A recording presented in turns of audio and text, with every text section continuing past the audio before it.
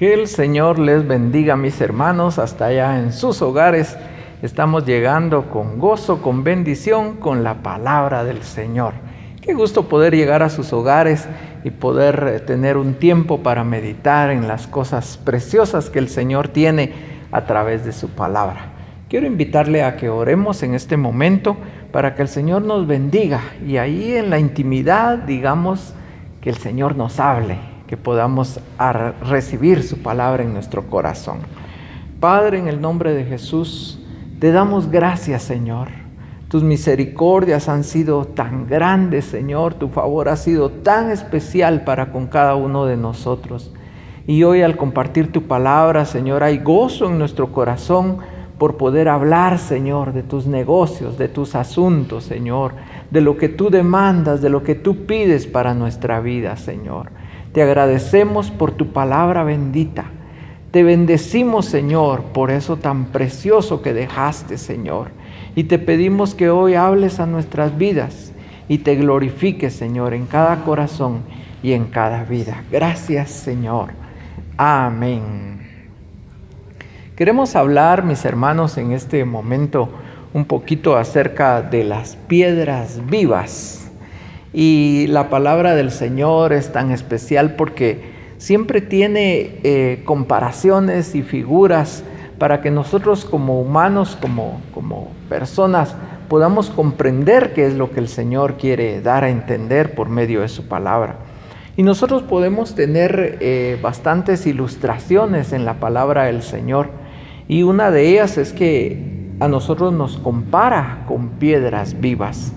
Y así como esta comparación hay muchas. Dice la Biblia que cuando el Señor Jesucristo subió de las aguas, vino el Espíritu Santo y descendió sobre él como paloma. Es decir, ahí hay una figura, ¿verdad? Y así hay muchas comparaciones que el Señor hace tan preciosas, pero especialmente en la palabra del Señor, la palabra de Dios, su palabra, la Biblia, está comparada, por ejemplo, en el Salmo 119, 105, está comparada como una lámpara. Ahí en el Salmo dice, lámpara es a mis pies tu palabra y es una lumbrera a mi camino. También en Efesios capítulo 6 nosotros podemos ver que la palabra del Señor es una espada que dice Hebreos que traspasa hasta lo profundo de nuestro corazón, de nuestra alma, discierne los pensamientos y las intenciones del corazón. Y entonces hoy queremos enfocarnos precisamente en cómo la palabra del Señor nos llama a nosotros piedras vivas. Pero hay una piedra principal que es el Señor Jesucristo. Dice que Él es la piedra del ángulo, la piedra que desecharon los constructores. Él es la piedra principal. Y derivado de eso, a nosotros nos llama piedras vivas, las cuales dice que se van formando y van edificando el templo del Señor. Y ahora quisiera que me acompañara a un pasaje de la Biblia. Vamos a buscar en Primera de Pedro, capítulo 2, y en su versículo 5. Y este va a ser nuestro texto áureo, nuestro texto de oro, nuestro texto principal, del cual, con la ayuda del Señor, vamos a sacar muchas enseñanzas. Dice Primera de Pedro 2:5, vosotros también como piedras vivas, sed edificados como casa espiritual y sacerdocio santo para ofrecer sacrificio espiritual aceptable a Dios por medio de Jesucristo. Mire la parte que me interesa a mí mucho, dice, vosotros también como piedras vivas. Hay un dicho de la abuelita que decía, no debemos de desechar a nadie en el mundo, porque si de una piedra necesitamos para detener un papel, ¿cuánto más de una persona? Cuando nosotros nos reunimos en la iglesia, formamos la iglesia en esa reunión, pero nosotros somos piedras vivas. Entonces tenemos que agarrar la palabra del Señor, ir a buscar todo lo referente a las piedras y poder sacar una enseñanza de ahí. Y entonces vamos a ver varios pasajes y vamos a ver cómo a través de la Biblia las piedras nos dan una enseñanza y cómo nosotros nos podemos comparar con ellas para ver si nosotros en qué momento encajamos con alguna característica de estas piedras. Y quiero relatarle algo sobre el libro de Génesis, capítulo 28, en su versículo 11. Ahí encontramos a un hombre, su nombre, Jacob. Jacob sonaba un poco como engañador su nombre, y realmente se convirtió en un engañador. Ahora vemos a Jacob en este pasaje huyendo de la casa de su papá, huyendo de la casa de mamá, huyendo de su hermano porque lo había engañado. ¿Cuál había sido el engaño? Le había robado la primogenitura. Él era el segundo en nacer, así que su hermano Esaú era el que debía recibir la bendición del padre. Pero él anhelaba en su corazón, y la mamá, que sabía y había oído que era el menor el que iba a servir al mayor, lo ayudó para que él pudiera obtener la bendición de su padre. En este caso, cuando él ya estaba sintiéndose mal, como que ya iba a morir. Y bueno, ahí vemos a Jacob que va de camino a buscar a otros familiares, huyendo de su hermano. Y cuando él llega a un lugar, le entra la noche y dice él, bueno, ahora tengo que descansar. Recordemos que en aquellos lugares eran lugares desolados, ¿verdad? No es como ahora que nos vamos a algún lugar y de camino contratamos algún hotel o nos vamos a alguna pensión, sino que en esos tiempos era a campo abierto. Y entonces viene Jacob y dice que toma una piedra, la pone en su cabecera y se acuesta allí. Yo me imagino qué duro el acostarse en una piedra. ¿Por qué no buscó, digamos, unas ramas o un poco de monte? Se me imaginaba a mí. Pero él buscó una piedra. Entonces esta piedra le sirvió al de cabecera. Y entonces esta comparación la podemos hacer como una piedra de descanso. Entonces aquí nos podemos comparar con respecto a los hermanos, porque hay hermanos que producen descanso a otros, y eso es algo maravilloso, porque sin estos hermanos, ¿qué haríamos realmente? Y son aquellos hermanos que siempre están con la disposición de ayudar, con la disposición de servir, nos ven la cara y dicen, ay, vos hermano, algo te está pasando, ¿qué te está pasando? Contame, ¿en qué te puedo ayudar? Y son hermanos que realmente dan descanso a nuestra vida. Y ahí podemos comparar al apóstol Pablo. Usted sabe que el apóstol Pablo en sus inicios, cuando era Saulo de Tarso, perseguía a la iglesia. Y luego viene una conversión, viene una luz, viene una aparición, viene la revelación del Señor Jesucristo a su vida y él cambia. Y empieza a predicar el evangelio. Pero aquellos que eran apóstoles desde antes, lo miraban con cierto recelo. Decían ellos, ciertamente el que antes perseguía a la iglesia, dicen que ahora está predicando el evangelio. Pero lo tenían así como que con cierta desconfianza. Entonces aparece un hermano piedra, en este caso un hermano de descanso. Aparece Bernabé y le dice, mira, yo te voy a llevar con los apóstoles. Y Pablo así como que entre, bueno, pues está bien. Y Bernabé sirve como un puente para que él pueda llegar a los demás apóstoles. Y dice la Biblia ahí en el libro de los Hechos que le extendió la mano de compañerismo. Es decir, a partir de ahí se formaron un equipo en el cual trabajaron para la obra del Señor. Pero la clave ahí fue Bernabé, que fue un hombre que apaciguó las dos partes. Entonces se portó como una piedra de descanso. También aparece otro personaje aquí, David. Usted sabe, David, por lo que más conocemos es que David mató a Goliat. Pero después de eso, Saúl empezó a tener problemas con él. Sabía que David iba a tomar el reinado. Y como él lo sabía, empezó a llevarlo mal. Y ese mal tenía que tener un descanso.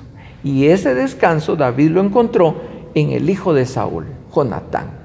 Ellos se hicieron amigos y ellos se pasaban ahí sí que las informaciones de lo que Saúl pensaba y de lo que Saúl tenía en su corazón y que quería matar a David. Entonces ahí vemos cómo Jonatán se convirtió en una piedra de descanso para David. Y así podríamos ir relatando a otros. Por ejemplo, Timoteo también encontró descanso en Pablo. Y también Saúl, cuando estuvo endemoniado, tuvo descanso a través de David. Entonces, vayamos calificándonos y viéndonos ahí en qué momento nos ubicamos. ¿Cómo podemos nosotros ser una piedra? Pero una piedra de descanso. Cuando nosotros recibamos a un hermano que viene con problemas, y mire, a veces cuando uno ya ha pasado tanto tiempo en el Evangelio, le da así como una nostalgia, como una risa, diríamos, de los problemas de otros hermanos, porque uno ya ha avanzado en el Evangelio. Y cuando viene el hermano y le dice, fíjate que estoy triste, ¿y qué te pasó?, le dice uno. Y el hermano le dice, fíjate que yo con qué ganas quería abrazar al hermano en estos tiempos de pandemia, pero el hermano me rechazó. Y entonces yo me siento mal, yo ya no me siento querido, yo ya no quiero ir a la iglesia. Y uno entre sus adentros como que se ríe, como que dice, ay, el hermano, su gran problema, ¿verdad? Si supiera todo el camino que le falta. Pero en este momento, dice usted, voy a ser la piedra de descanso que él necesita. Y le dice, no, hombre, venite, si quieres un abrazo, yo te lo voy a dar. Mira, el Señor te ama, vos venís aquí por el Señor, no venís por la gente, no venís por el hermano. Seguí adelante, mira, el Señor ha sido bueno. Y ahí nos portamos como una piedra de descanso. Y entonces cuando nos portamos de esa manera, estamos cumpliendo con esta piedra que le sirvió a Jacob de cabecera, para que él pudiera descansar. Vamos a ir más adelante en Génesis, pero ahora en el capítulo 28 y en el versículo 18. Viene Jacob y entonces cuando él despierta, porque él después de haber descansado en esa piedra, despierta y él había tenido un sueño maravilloso. Dice que había visto ángeles que subían y ángeles que bajaban al trono de Dios. Entonces él toma una piedra grande, dice que la pone así firme, erguida, la unge con aceite y la pone como una piedra de señal. Entonces aquí viene lo maravilloso y la aplicación para nosotros. Hay cristianos que son piedra señal. Eso quiere decir que cuando uno los ve, dice uno, lo que a él le pasó, yo no quiero que me vaya a pasar. O al revés, lo que a él le pasó, yo también quiero que me pase. Porque se convierten en una señal. Tienen una experiencia tal con el Señor que cuando se la comparten a uno, uno dice, yo también quisiera tener esa experiencia. Y esto me lleva a un recuerdo de un hermano que él escuchaba cómo Dios le hablaba a las personas y les indicaba qué tenían que hacer. Y las personas decían, Dios me habló y me dijo que fuera con aquel hermano y que le diera una ofrenda, y también me mandó con el otro hermano y con aquel me mandó a exhortarlo. Y él decía, yo quisiera tener esa experiencia, porque estaba viendo las piedras señales. Y él dijo, yo también quisiera tener esa experiencia. Y empezó a orar y le dijo, Señor, yo quisiera tener esta experiencia. Y el Señor, que es tan bueno y que toma en cuenta a aquellos que van corriendo y que quieren ser útiles en la obra. Y un día él estaba tranquilo y el Señor le puso en el corazón que fuera a comprar leche. Y él dice, pero ¿y yo por qué quiero ir a comprar leche si yo no tomo leche? Pero era aquello que él tenía en su corazón de comprar leche. Y entonces agarró camino y fue a comprar la leche. Y entonces ya con la leche dice, bueno, ¿y ahora qué? Y entonces tuvo el sentir de irse caminando por una calle. Y a todo eso él empezó a entender que era el Señor el que lo estaba guiando. Entonces él contento empezó a caminar y dijo, ahora me está sucediendo lo que le sucede a los demás, que son guiados por el Señor. Y él con su bote ahí de leche y caminando, y el Señor lo empezó a llevar por ciertas calles y ciertos lugares. Y de repente lo llevó a una casa. Y le puso el sentir que fuera a tocar a esa casa y entregara la leche. Y entonces él así como que, ay, esto sí ya está más difícil, ¿verdad? Porque caminar pues no pasa nada, pero ya ir a tocar y decir, mire, le traigo esto a personas que no conozco. Pero él había visto a las piedras señales, había visto cómo otras personas eran usadas y él también quería ser usado. Así que fue y tocó la puerta y se quedó ahí, ¿verdad? Pensando qué irá a suceder. Cuando le abrieron la puerta, él solo atinó a decir, mire, yo no sé por qué, pero aquí le traigo esto. Y le entregó el bote de leche. La persona, que era una cristiana, se puso a llorar y le dijo, mire, solamente Dios la pudo mandar, porque yo necesitaba esta leche para mi hijo. Y fue un testimonio muy grande. Y aquel personaje pues se sintió tan contento de haber sido usado. Pero a lo que vamos es de dónde nació esa inquietud. De haber visto otras piedras que eran señal. Entonces, qué maravilloso el poder anhelar y el poder querer algo que le sucede a otros y tener uno también esa experiencia. Ahora, hay unas piedras señal, pero que les ha ido duro. Y estas sí, uno tiene que ver y decir, no, yo no quiero que me pase eso. Porque dentro de la congregación, dentro de la iglesia, dentro de las personas que venimos y que asistimos a un lugar a adorar al Señor, siempre hay personas que no se portan bien. Y que una vez y otra vez y constantemente les están diciendo que hagan bien las cosas, pero no quieren hacerlas. Y como no quieren hacerlas, entonces el Señor empieza un trato en su corazón, un trato en su vida. Y al final les va muy mal. Les va mal, resultan con enfermedades, resultan con problemas. Personas que incluso han tenido que conocer la cárcel para entender el plan del Señor. Y entonces esas piedras también son piedras señal, que nosotros tenemos que decir, aquello que le pasó, no. Yo ya vi que se fue por ese camino y entonces yo no me voy a ir por ese camino porque yo no quiero que me pase mal. Al final, el Señor es el que tiene el control de todo. Y nuestro bien o nuestro mal va a servir de ejemplo para los demás, para que los demás puedan seguir un camino excelente. Y bueno, ahí podríamos poner también comparaciones, ¿verdad? Tenemos a un David en la Biblia. Especialmente los que son de alabanza, deberían de tener a David como un ejemplo grande, como una piedra señal. ¿Y por qué? Porque David era conforme al corazón de Dios. Y bueno, uno dice, ese nivel está muy alto, o ese nivel saber cómo será, o qué es lo que tengo que hacer. Pero fíjense que una de las características de David era que David nunca renegó las cosas que le sucedieron. Siempre tuvo el aqueo de decir, esto ha de venir de parte del Señor, porque si no, no hubiera venido, y entonces yo lo acepto. Y uno de los cuadros que tanto han marcado mi mente y mi corazón es cuando David es destronado de su reino. Su hijo Absalón se rebeló contra él, buscó un ejército, lo atacó, lo acechó, y David no tuvo otra situación sino salirse del palacio. Y la Biblia lo relata, y a mí me gusta usar la expresión yo lo vi, porque cuando yo lo leo me pongo a imaginar todo cómo fueron las cosas. Y ahí va David, dice que se rasgó los vestidos, que se echó ceniza sobre la cabeza, que iba descalzo, caminando, porque su dolor era mucho. Encima de que él iba así, en esa condición, dolido, que su misma familia le había hecho mal, aparece un hombre, Simei. Y dice que iba, yo me lo imagino así, que David iba en esta parte de aquí, y en una ladera así algo alta, ahí va este Simei. Y dice que empezaba a patear tierra y a tirar piedras y a insultar a David. Y decía, fuera, fuera de aquí, sanguinario, como tú le hiciste a Saúl, así te está haciendo ahora Jehová a ti, por haberle quitado el reino, fuera de aquí, sanguinario. Y dice que tiraba polvo y tiraba tierra. Imagínense el dolor de David.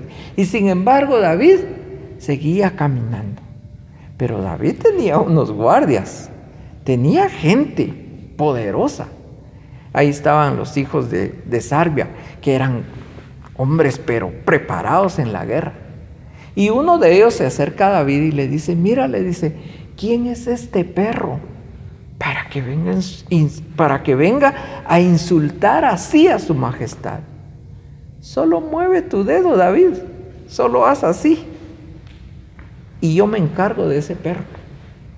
Y miren, ahí veo yo el corazón de David conforme al corazón de Dios. Porque David le dice, déjalo, porque yo no sé si haya sido Jehová quien lo envió a darme estos insultos. Y si Jehová no lo ha enviado, esos insultos se van a convertir en bendición para mi vida. Miren qué corazón el de David, qué señal tan grande. Yo creo que nosotros no soportaríamos una prueba de ese tipo. Pero el Señor tan precioso nos deja todos estos ejemplos en su palabra para que nosotros podamos tener a David como un hombre señal, como una piedra señal. Y ahora también podríamos ver a otros personajes, por ejemplo a Juan, el discípulo amado. Ahí está Juan con el Señor Jesucristo, y el Señor Jesucristo camina, y el Señor Jesucristo hace milagros, y anda por un lugar, anda por otro, y sus discípulos andan con él. Pero alguien que vivía pegado totalmente al Señor Jesucristo era Juan. Ahí estaba. Incluso cuando el libro de Juan, el Evangelio de Juan se termina, dice que el Señor Jesucristo le dice a Pedro, hey Pedro, le dice, sígueme. Y Pedro empieza a seguir a Jesús. ¿Y saben quién se va detrás? Se va Juan. Y se va Juan también. A él no lo llamaron, pero él se va porque amaba al Señor. Y entonces Pedro, así algo celoso, le dice, Señor, le dice, ¿y este que viene atrás qué? Y entonces el Señor Jesucristo le dice, yo te dije que me siguieras. Ahora, si yo quiero que el que sigue detrás de ti quede hasta que yo venga, ¿a ti qué? Tú sígueme. Pero lo que yo enmarco ahí es que Juan amaba al Señor. Y no le importaba que no lo llamara, sino que ahí estaba presente. Entonces, en nuestra iglesia, en nuestra congregación, creo que también tenemos personas de ese tipo, que están ahí buscando, que están ahí constantes, que están ahí viendo cómo sirven al Señor. Y esos son, hermanos, también señales. También tenemos, para hablar un poquito también de las mujeres, tenemos a Débora como una señal. Dice que Débora, dice la Biblia, Débora profetiza, esposa de Lapidot. Es decir, no se pone el renombre ella como cabeza, como autoridad, sino que metida bajo un dominio, metida bajo un nivel de reconocimiento de autoridad. Y sin embargo, jueza de Israel. Y también es un ejemplo a seguir, una mujer valiente, una mujer que cuando le dijeron, vamos a la guerra, ella dijo, vamos a la guerra. Pero eso sí dijo, se va a decir que por una mujer ganamos. Entonces, vámonos. Pero era una mujer esforzada. Se sentaba, dice, debajo de la palmera de Débora y ahí juzgaba a Israel. Entonces también señales, piedras señales para nosotros. También hay un José. Ay, la vida de José. Lleva muchos capítulos en el libro de Génesis. Pero José tuvo que pasar 13 años de prueba. La Biblia relata la edad en que lo vendieron y relata la edad en que él llegó a ser el segundo al mando. Y cuando uno une los pasajes, 13 años de sufrimiento, 13 años de prueba, 13 años en que él tuvo que estar al servicio de mucha gente y permanecer fiel. Era tan así José que cuando él entró a la cárcel, dice la Biblia que la cárcel prosperaba. Eso siempre no me lo he explicado, yo siempre lo digo de broma, ¿verdad? ¿Será que entraban más presos o que habían más presos? ¿O cómo era que prosperaba la cárcel? Pero me imagino yo que en la cárcel había más orden, había más tranquilidad, la gente se restauraba más a la hora de estar allí. Y todo por este hombre, José.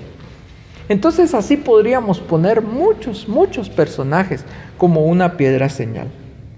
Vamos a ir a otra piedra y esta es una piedra que cubre. Eso lo podemos ver también en Génesis. Cuando Jacob llega al lugar, recordemos que a Jacob lo tuvimos ahí durmiendo sobre una piedra, lo vimos con una piedra erguida como señal. Y ahora Jacob aparece, pero en un lugar ya en los terrenos de Labán. Y cuando él aparece en ese lugar, dice que se tenían que reunir todos los rebaños para que luego dentro de todos quitaran una piedra que tapaba el pozo de donde las ovejas tomaban el agua. Y cuando él llegó, se empezaron a reunir todas las ovejas. Y él dice, bueno, ¿y por qué no van tomando agua los rebaños conforme vienen? Y entonces le explican que hay una piedra que tapa el pozo. Entonces aquí tenemos otra piedra, una piedra que cubre. Y aquí podemos tomarlo en dos sentidos.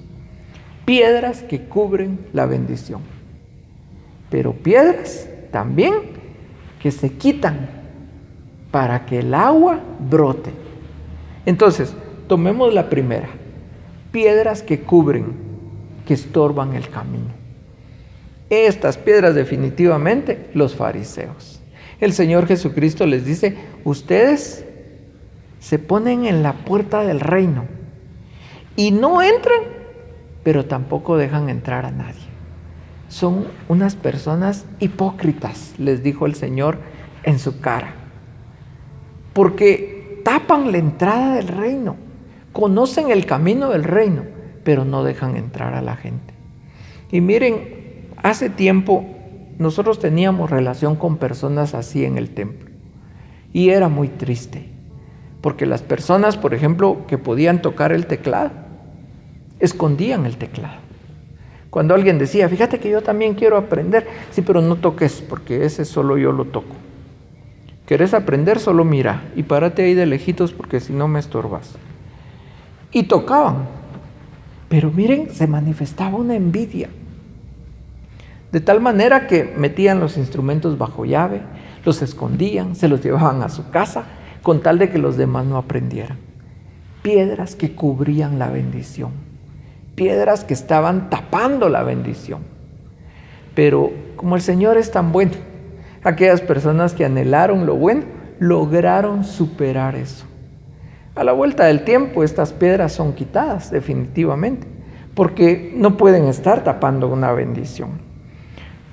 Pero como pasaje bíblico, los fariseos, definitivamente ellos eran unos hombres totalmente malvados. Y así, miren, podríamos venirnos con muchos otros ejemplos sobre las piedras, porque hay, pero cantidad de ejemplos. Pero ahora viene el asunto de esto. ¿Qué es lo que más le conviene a una piedra viva? ¿Qué es lo que más le conviene? Y hoy en su casa le invito a que medite. ¿Qué es lo que más le conviene a una piedra viva? Yo me paro y digo, bueno, fui alcanzado por el Señor, soy una piedra, vivificó mi espíritu, soy una piedra viva. ¿Qué es lo máximo que yo puedo dar? ¿Qué es lo mejor que puedo dar? ¿Será que lo mejor es ser una piedra señal? ¿Será que lo mejor es ser una piedra que cubre?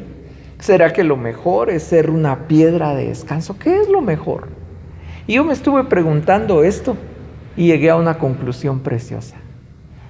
Lo precioso es que nosotros como piedras vivas podamos unirnos a la piedra principal, la piedra del ángulo. Pero para acercarnos a él hay dos formas.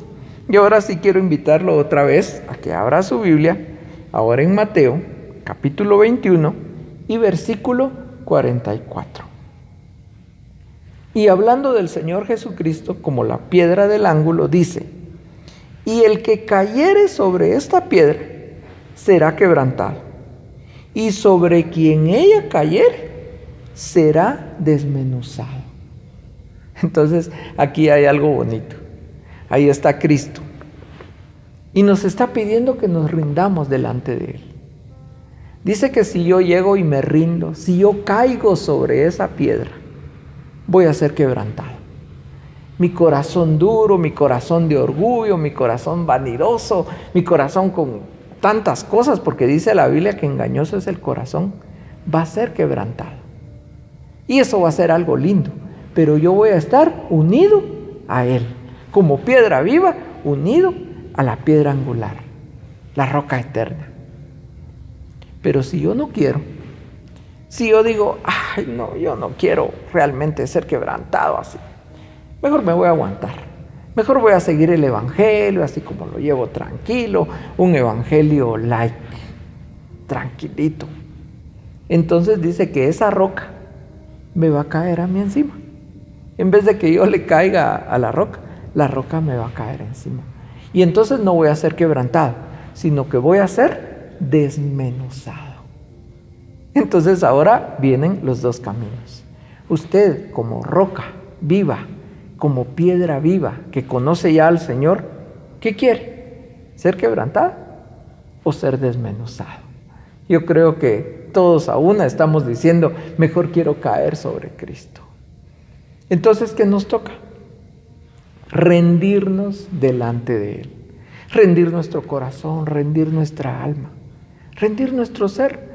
Mire, nosotros que vivimos adentro de nuestro cuerpo, sabemos nuestras debilidades, sabemos las cosas que hacemos y que a Dios no le agradan.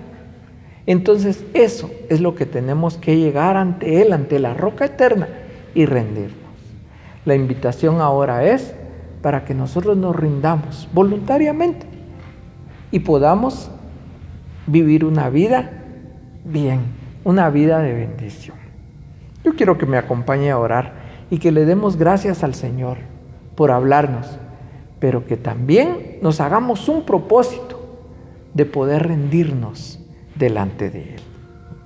Padre que estás en los cielos, gracias. Siempre tienes una palabra preciosa para nuestras vidas. Hoy nos has enseñado que somos rocas vivas, piedras vivas, pero que hay dos caminos que pueden determinar nuestra vida: el rendirnos ante ti o que tú nos rindas a fuerza. Y nosotros no queremos ser humillados, queremos voluntariamente humillarnos delante de ti. Ayúdanos, Señor, en nuestras debilidades. Ayúdanos, Señor, en nuestras situaciones difíciles, en aquellas cosas que están en nuestra alma y que nos impiden muchas veces el caminar correctamente como tú quieres.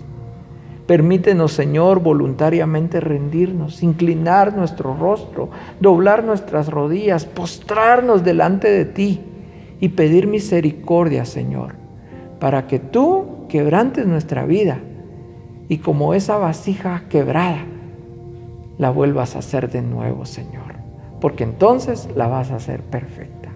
Ayúdanos, Señor, ayúdanos en el nombre de Jesús.